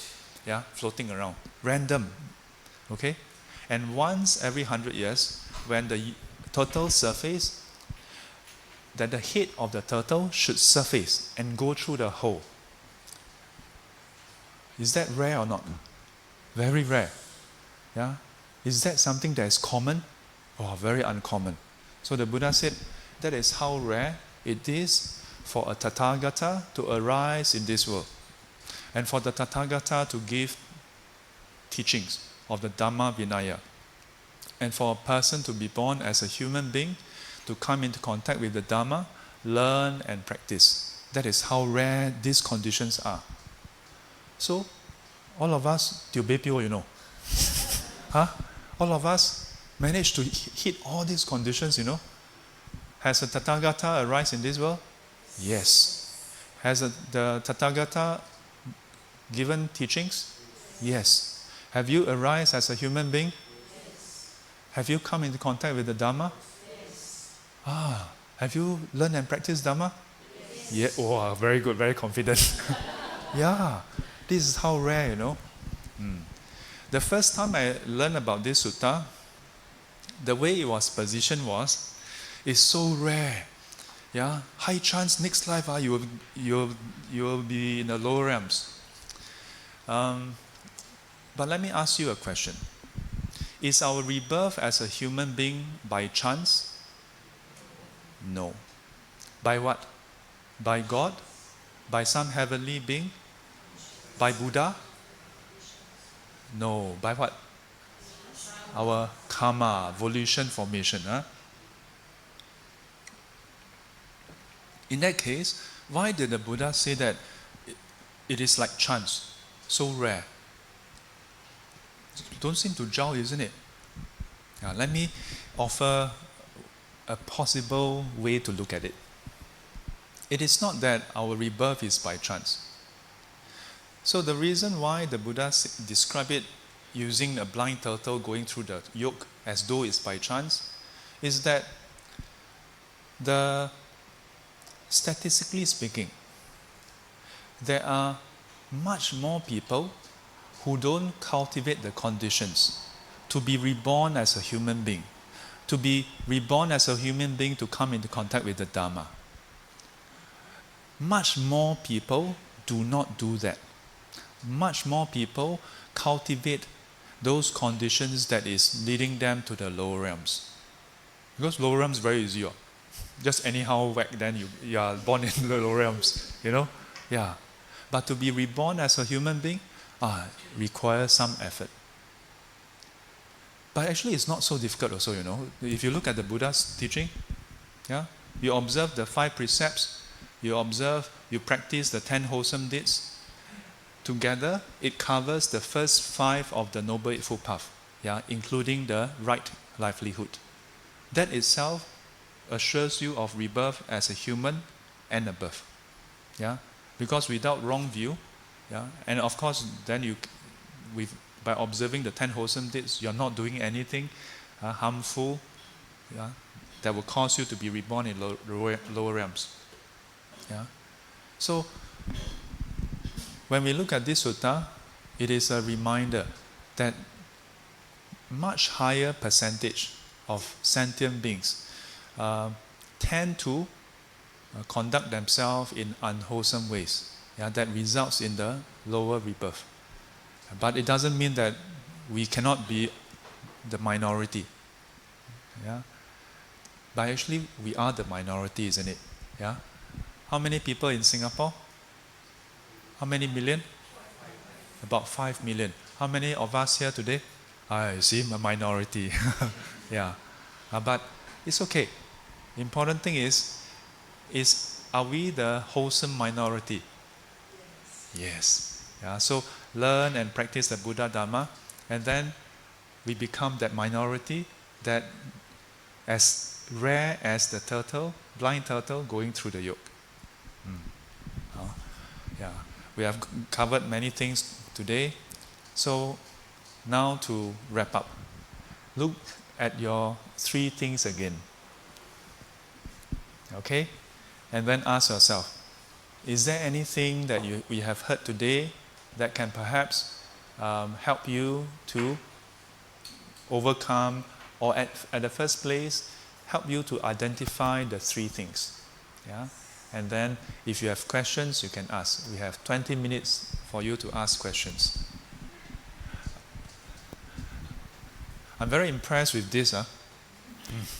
Yeah. This is good use of technology. So if you are shy, you can just send a WhatsApp to this number, and then they will ask the question for you.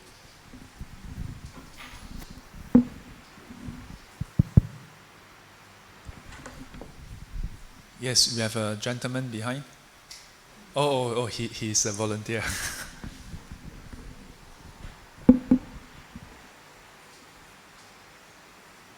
Is there any question for Sư-Phụ?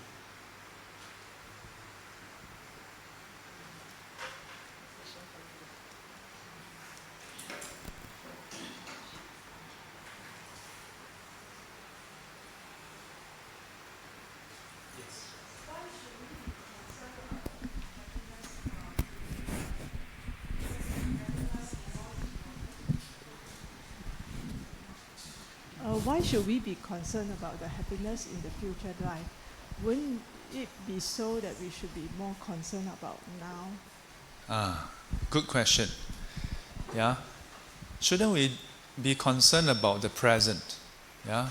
Why be concerned about the happiness of future life? So why should we be concerned? Actually, I also don't know why. Yeah. I say I don't know why because I don't know why that's important for you. Yeah. But for me, it's important. Because if, not to mention future life, if tomorrow, if you consider today, at this moment, we have the conditions to learn and practice. Yeah? But if tomorrow the conditions are very harsh, then under harsh conditions, we may not have the right frame of mind to make the right choice. So, in this sense, our concern for future happiness is not so much a longing for future. It's not so much a, just thinking about future. Yeah. But it's also coming back to the present on the conditions for cultivation.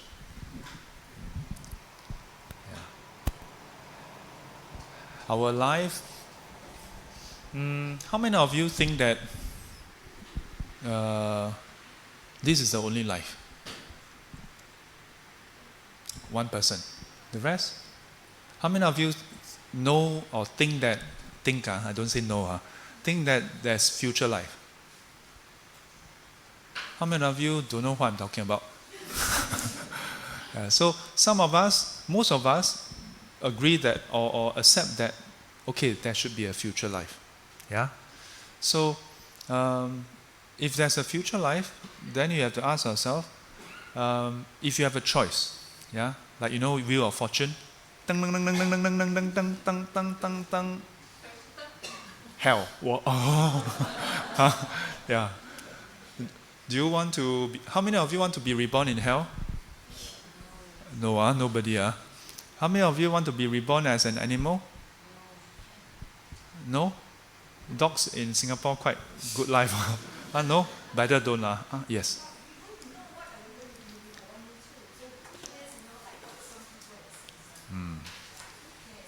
Yes.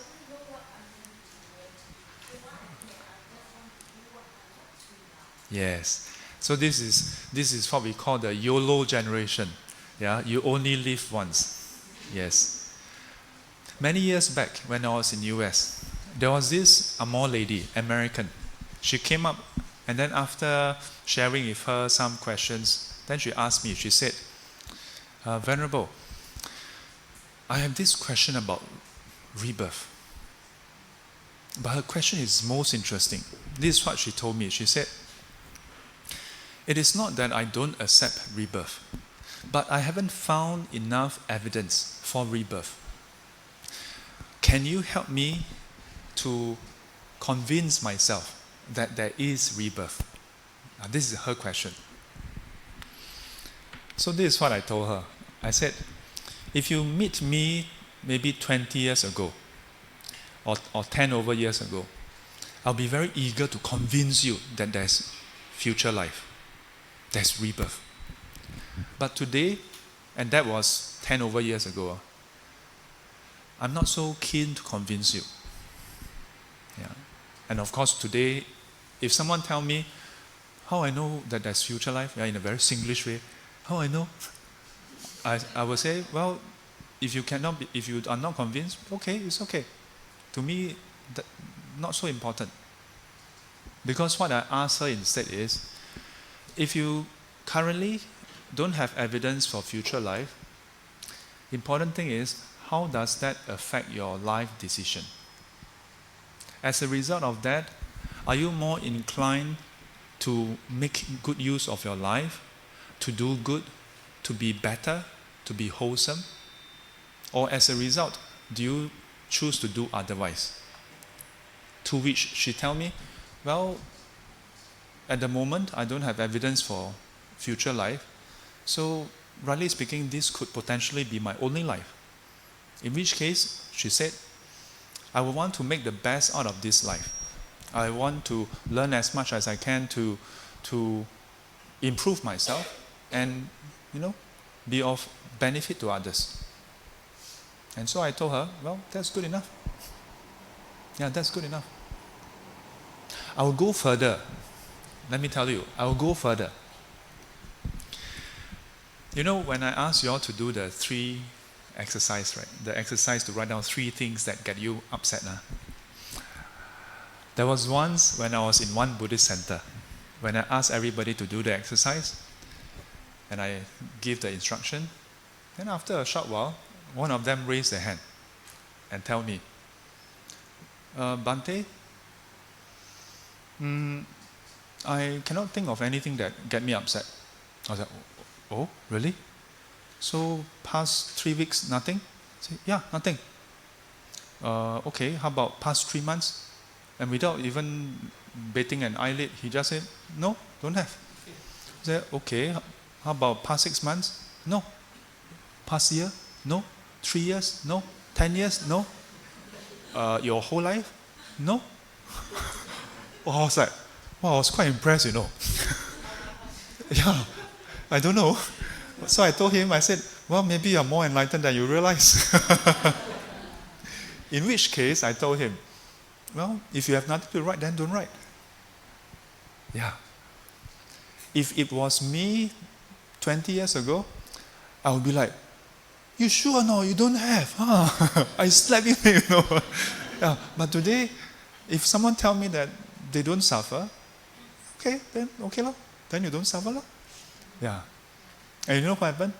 So the rest, they were like listening to our exchange. And when I said, okay, then don't write. Yeah. I was sincerely saying, if you really don't have, then you shouldn't be writing anything. And the rest continue with their writing. After about 3 to 4 minutes, suddenly he raised his hands again. And he said, Bhante, yes? I think maybe I have something to write. I said, oh, is it? What is it? Then he told me. He said, every week when he come to that center, I don't say which center, but that center is in Geylang. So he says, class at 7:30. When he arrived at 7 o'clock, no parking lot. He circle round and round and round until sometimes he's late. 7:45, then he find a lot. 8 o'clock, then he find a lot. Wow, so he's upset. Then he said, sometimes I even come earlier. I come at 6:30. Still no lot. So he said, maybe this one can count as. So I said, okay, then you can write that. But before anything, he immediately said, but I'm just upset for a short while. So I said, well, okay. Are you okay with being upset for a short while once in a while? Because if you are okay with that, I'm okay with that because you are the one who is upset, not me. Yeah. It's not that, Shifu, this Shifu not compassionate, but Buddhism is not in the business of forcing people to become enlightened. Yeah. So similarly, whether it's suffering. Yeah, if you don't feel that you are suffering now, then okay, it's okay. Yeah. And if you find that your present happiness is more crucial to you at this moment, okay, that's fine. Yeah. But the important thing is to consider, are there further repercussions to our actions beyond the present day? Yeah, you think about it. Can you all remember what you ate last Wednesday lunch?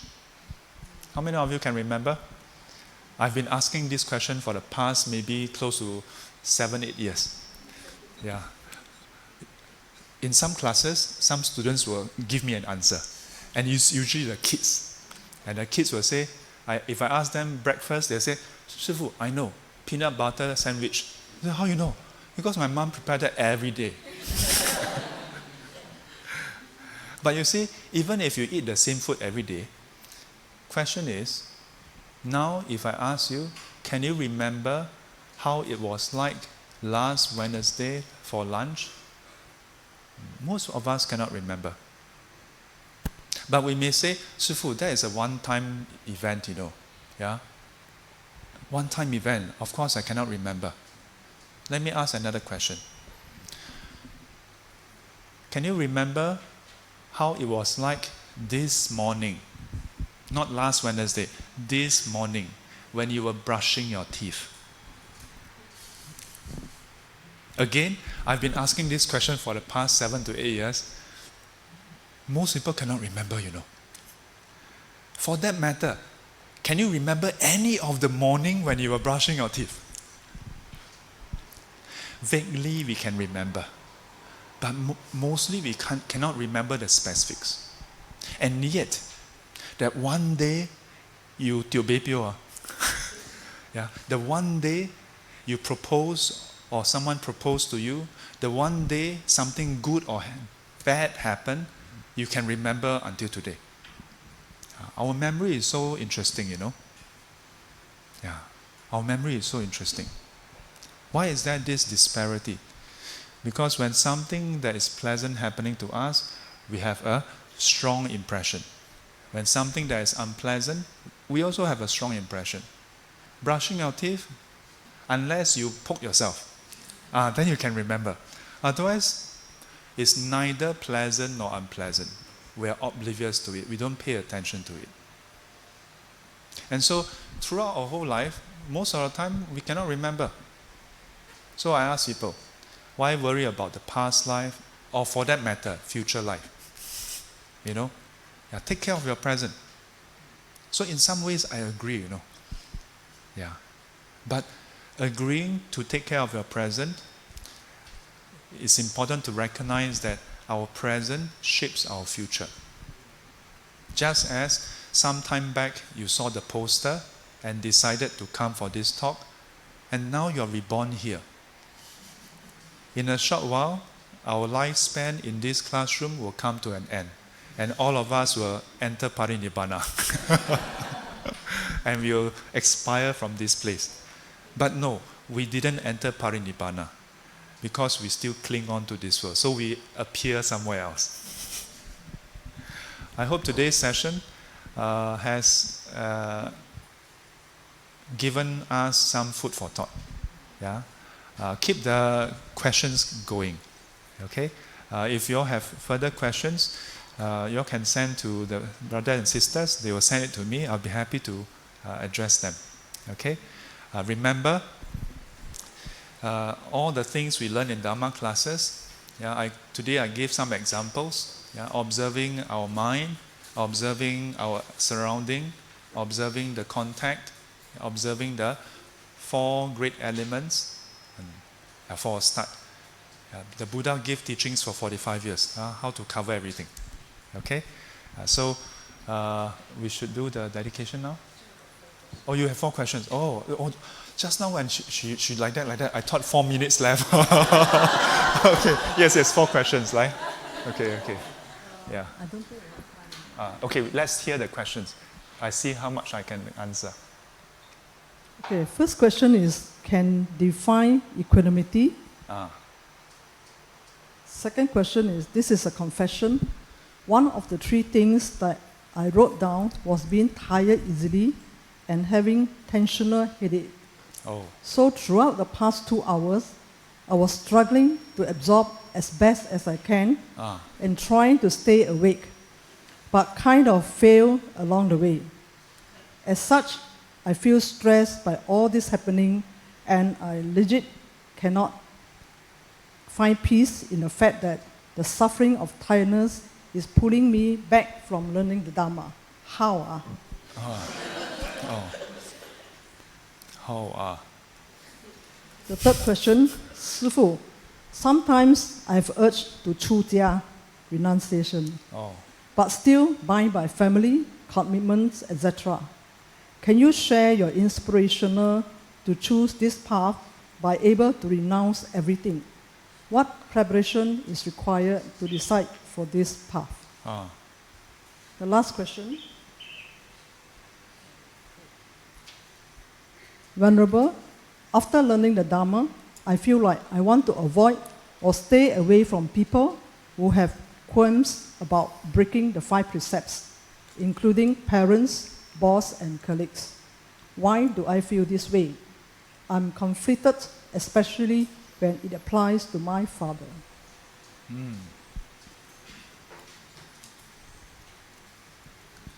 So,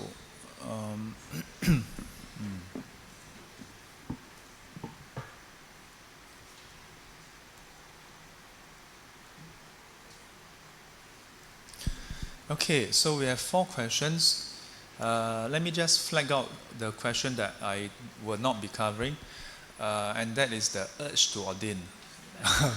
Not that I'm, secretive or what, but this, I'm very loso, I need another Dhamma talk to cover. Yeah, because there's a lot of things that we can touch on. Very quickly, fatigue. So, from the question, we hear that the person, a few things are. First thing, suffering from fatigue. Second thing, wish to learn Dhamma. So there's a negative part and then there's a positive part. But how? Yeah. So there's something crucial that is mentioned in this question, which is, I think, applicable to many of us in other areas, which is when we encounter a problem, we have one problem. Then we get upset with the problem. We get upset with the circumstances. We get stressed over it. Then now we have 2 problems. Congratulations, you have created something out of nothing. Yeah. So the Buddha gave us this wonderful teaching called the 2 darts, the 2 arrows. Yeah. So the gist of it is, imagine if a person is shot with the first arrow, what must the person do? Pull out the first arrow. Don't give yourself a second arrow. Yeah. What is the second arrow? Our emotional response, our frustration with the first arrow. Sometimes, and it's not just this fatigue when we attend Dhamma class. When we meditate, sometimes good sitting, so-called good sitting. Sometimes, yeah. Sometimes we're not sleepy, then our leg is painful. When leg is not painful, body is not sleepy, then mind a lot of thoughts. Yeah. Then what happens? We get upset. We get frustrated with ourselves. Yeah, like, why like that? So, last time there was a Bhante who gave this advice. Have compassion for yourself.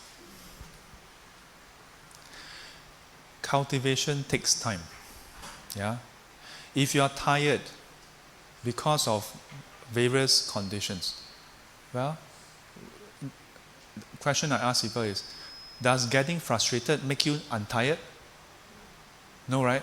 If getting frustrated make you untired, okay lah, quite worthwhile. It's just like sometimes when something happens, then people get upset. So I ask them, will getting upset solve the problem? I always ask yourself, whatever response you want to give, it's okay. But does it solve the problem? If it doesn't solve the problem, does it create more problem?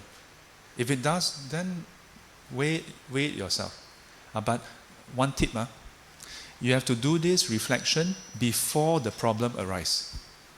If you don't do it before it arises, by the time it happens, our habitual tendency, we just fall for it. Yeah. So equanimity, this is also a large topic. In a way, we can use what we have done earlier. Just now, when you touched the table, yeah, was it pleasant? Was it unpleasant? Was it painful or not painful? Yeah, it's neither painful nor pleasant, isn't it? Yeah. So actually, throughout our day, as far as physical sensation is concerned, we are experiencing a lot of neither pleasant nor unpleasant. Yeah. So, but this is actually not equanimity. I want to highlight this. Yeah. Many times we think this is equanimity. Because this sensation, we are not aware of it. Equanimity is to be able to observe painful sensation and pleasant sensation, and neither pleasant nor painful, yeah, and to see an underlying layer that is common. This is using wisdom. Okay? There are a few ways to arrive at equanimity. One way is using very quickly jhana. Yeah. You attain third jhana and above, equanimity arises. Another way is through wisdom. Yeah. Wisdom path is to observe, instead of observing the temporal fluctuation, yeah, of existence, to abide in the underlying universal characteristics. You look around, there's man, there's woman, there's young and old. But underlying all our existence is anicca, dukkha, anatta. Yeah? If you were to observe this very clearly, even when you are in the train station, yeah, even when you are in the center with a lot of noise, within the noise, you observe the universal characteristics. Then, quiet and not quiet, you can be equanimous. Understand? Yeah. So it is to go and observe the common feature. In Chinese, we call it 共相跟别相. Yeah, actually, there's also this usage within the Nikaya itself. Yeah. The trouble is we are usually used to observing the temporal feature, not the universal feature. Okay? Very quickly, just touch on the last one. When we learn the Dhamma, sometimes we may feel, we don't connect so well with people around us. Do you feel that way? Yeah? Many years ago, maybe about 10, 11 years ago, I was conducting the Heart Sutra. On the third lesson, one of the students came up to me. She said, Sifu, after doing the contemplation and going through the teachings, I find myself becoming aloof, distant from people around me. Yeah. The things that they are interested in, or I used to be interested, I don't find so much interest. How many of you think that this is the correct path? How many of you don't think this is the correct path? Huh? One more choice. What is another choice? Neither. What do you all think? Sometimes if you encounter someone who feel this way, we may sometimes feel a bit like, how come so strange? Yeah? Or maybe we experience that and we may find ourselves, how come so strange? Actually, there's nothing strange. Yeah. What is strange is why most people are still interested in the worldly things. Yeah. Unfortunately, because most people are going in that direction, then you go in that direction, then you seem strange. This is why it's strange. Yeah. But actually nothing strange. So if you apply the Dhamma inwardly, yeah, to overcome the defilements, then this is quite the natural progression. Yeah. There's the different stages, revulsion, then distancing, then renunciation, and ultimately dispassion. And then you are quite close to enlightenment, you know. Yeah. Not bad, not bad. Have hope, have hope. So don't worry. Yeah, don't worry. Yeah. But it doesn't mean that learning Dhamma is just making us become like robot. I am enlightened. I don't know what I'm drinking. No. If you apply Dhamma towards ourselves, you become released. But I want to give you all a challenge. Apply and turn your wisdom outwards. Don't turn defilements outwards. Turn defilement outwards. Wow, like that wrong. Turn your wisdom outwards and do this consideration. With this human life, with the compassion of Bhante, setting up Mangala Vihara, I have come into contact with the Dhamma. In various ways, I have improved, I have changed, and I have released myself from different types of suffering. Now, if you turn yourself and look outwards, and you consider, there are people around me who are still unaware of this good Dhamma, and they are still pursuing. And in that pursuit, they put in a lot of time, effort, and resources. Sometimes they get what they want, sometimes they don't even get it. And even when they get it, in due time, they lose it. Or they don't find satisfaction in it. And that's why they continue to struggle and keep the GDP up. Then you consider, how wonderful if they can also come into contact with the Dhamma. If you were to do this reflection, then it gives rise to compassion. Dhamma doesn't mean that it becomes dry and then we become disconnected. Don't come and disturb me. Yeah. If you look at the Arahants in the Buddha's time, they also spend time alone. The Buddha described them like the rhinoceros, alone. But the monks, they are also very helpful to people who they encounter, isn't it? In particular, the chief disciples. They are known to serve the community, both lay and monastics. So bring the Dhamma back. Don't leave it in Mangala Vihara. Put your palms together.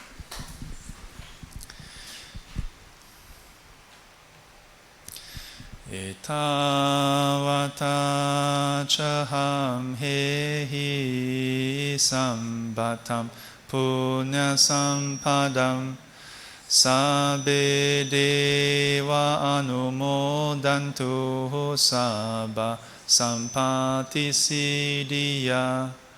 Etavata chaham hehi sambatam punya sampadam sabbe bhuta anumodantu sabba sampati siddhiya.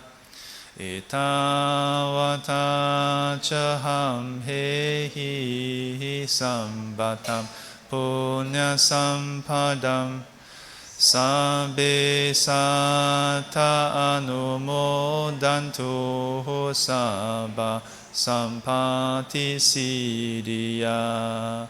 Sadhu, sadhu, sadhu. Till we meet again, may be guided and protected by the Buddha, Dhamma, and the Sangha. Can we say it 3 times sadhu to Sifu? Sadhu, sadhu.